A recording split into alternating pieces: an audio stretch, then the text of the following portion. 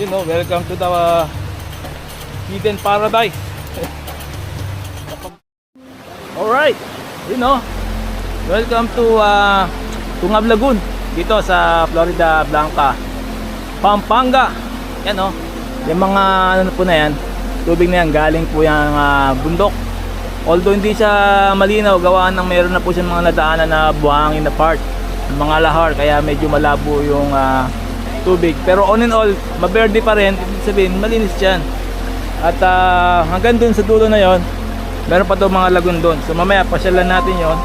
For the meantime ay pakita ko muna sa inyo yung kagandahan nitong Tungab Lagoon.